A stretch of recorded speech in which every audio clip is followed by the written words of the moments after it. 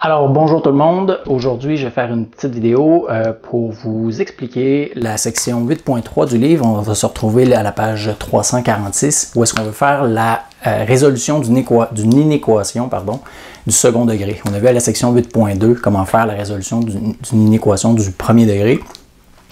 Maintenant on va le faire avec le second degré, c'est-à-dire avec une fonction quadratique. Pour faire cette résolution-là, on va avoir besoin de tracer le graphique. Donc, je vous invite peut-être à aller revoir la section du chapitre 4 qui porte sur la façon de tracer le graphique d'une fonction quadratique. On va quand même le revoir ensemble. Donc, si on veut tracer notre courbe, on a besoin du sommet et on a besoin de l'orientation. Donc, pour l'orientation, on a juste à regarder le paramètre A. Si le paramètre A est positif, la courbe est orientée vers le haut, c'est-à-dire qu'elle est ouverte vers le haut. Et si mon A était négatif, elle serait ouverte vers le bas. Donc ici, elle est ouverte vers le haut. Et j'ai le sommet de la fonction. Mon sommet est à 3 moins 6, c'est-à-dire que comme j'ai x moins h, donc le h va être égal à 3, plus k, donc mon plus k est égal à moins 6, donc mon k est égal à moins 6. Donc je vais avoir mon point qui est à 3, moins 6 qui est ici. Et je peux aller placer mon point. Maintenant, pour compléter la résolution, j'ai besoin de savoir à quel endroit de l'abscisse ma courbe va croiser. Donc, où est-ce que la courbe va croiser l'abscisse? Ça, je suis capable de le faire en trouvant les zéros de la fonction. Les zéros de la fonction, c'est la valeur de x ou les valeurs de x quand y vaut 0. Donc, on sait qu'on a une quadratique. Il pourrait n'y en avoir aucun, et dans ce cas-ci, comme on est ouvert vers le haut et que mon sommet est en dessous de l'axe des x, je vais avoir deux solutions. Alors, si je veux connaître la valeur de x quand y vaut 0, ben je vais remplacer mon y vaut 0. Et là, je vais avoir des points précis sur la courbe.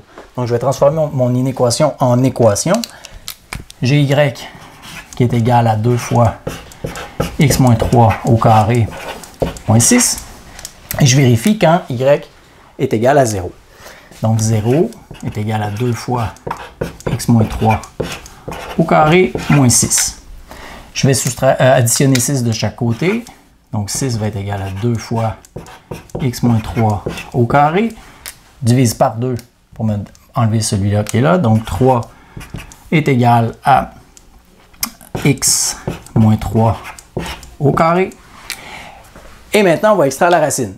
Donc pour extraire la racine, on fait attention. Parce qu'à chaque fois que vous extrayez une racine carrée, on va avoir deux valeurs, une valeur positive et une valeur négative. Donc la racine carrée de 3 va me donner plus ou moins environ 1,73. Ça, c'est égal à x moins 3. Et le fait d'avoir mis ces deux signes-là, j'ai deux valeurs pour mon x. Donc, je vais avoir deux équations, c'est-à-dire j'ai 1,73 qui est égal à x moins 3. Et je vais avoir moins 1,73 qui est égal à x moins 3. Et c'est ce qui va donner les deux valeurs de x. Donc, plus 3 de chaque côté, je vais avoir 4,73 qui est égal à x. Et de l'autre, pour la valeur négative, je vais avoir plus 3, donc 1,27 qui est égal à x. Donc, pour cette équation-là, quand y vaut 0, mes x valent 4,73 et 1,27. Donc, je peux aller placer mon 1,27 qui est à peu près ici. Et j'ai mon 4,73, 5, ça veut dire à peu près là. Et c'est ce qui va donner ma courbe et qui est orientée vers le haut. Maintenant, on sait qu'on a une inéquation. Donc, on va avoir plusieurs valeurs. On veut savoir, est-ce que les données qui permettent la résolution de cette inéquation-là sont celles qui se situent au-dessus de la courbe ou en dessous de la courbe? Quand on a vu en 8.2, on savait que quand on avait la forme canonique, par exemple, y est égal à ax plus b. Si j'ai une inéquation, j'ai y est plus grand ou égal à ax plus b. Quand c'est plus grand ou égal, on était au-dessus de la courbe. Toute la zone, toutes les données, tous les points qui se retrouvent dans la zone au-dessus de la courbe. À ce moment-là, on sait que c'est des points qui font partie de l'ensemble solution. On pourrait être aussi sous la courbe, mais à ce moment-là, j'aurais y est plus petit ou égal à les valeurs en x. Maintenant, ici, si j'ai y est plus grand ou égal, mais normalement, ça serait logique de dire que je vais être au-dessus de la courbe. Donc, je serais dans la zone qui serait à l'intérieur au-dessus de la courbe ici. On pourrait vérifier avec un point.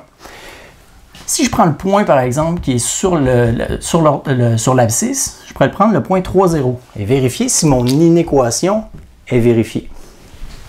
C'est ce que je vais faire. Donc, je sais que on voulait avoir la valeur quand y vaut 0. Donc, 0 est plus grand ou égal à 2 fois, et j'ai dit que je prenais le point 3, 0. Donc, je vais remplacer x par 3. Donc, 3 moins 3 au carré, moins 6. Faites attention à votre priorité des opérations. Ici, 3 moins 3, on commence par la parenthèse. 3 moins 3 est égal à 0. Donc, 0 plus grand ou égal à 2 fois 0 au carré, moins 6. 0 au carré, ça fait 0. Et 0 fois 2 me donne 0. Donc, 0 plus grand ou égal à moins 6. Et ça, on sait que c'est vrai. Parce que 0, c'est effectivement plus grand que moins 6. Donc, ce point-là fait partie de l'ensemble solution. Donc, tous les points qui sont situés au-dessus de la courbe vont faire partie de l'ensemble solution. Maintenant, il resterait à écrire l'ensemble solution sous la forme d'un intervalle. Si on veut faire ça, on sait que x va se situer entre deux points, qui est 1,27 et 4,73. Et je suis entre ces deux points-là. Donc, x, et on se rappelle de la notation en intervalle, où est-ce qu'on va utiliser les crochets. Donc, x va appartenir à un ensemble qui va aller de... Et là, comme j'ai l'égalité, je vais inclure mes valeurs. Donc, qui va aller de 1,27 à 4,73. Inclus. Et je viens de définir l'ensemble solution de tous mes points. Voilà, j'espère que ça va vous éclairer. Et si vous avez des questions, je suis toujours disponible pour vous répondre. Bonne journée!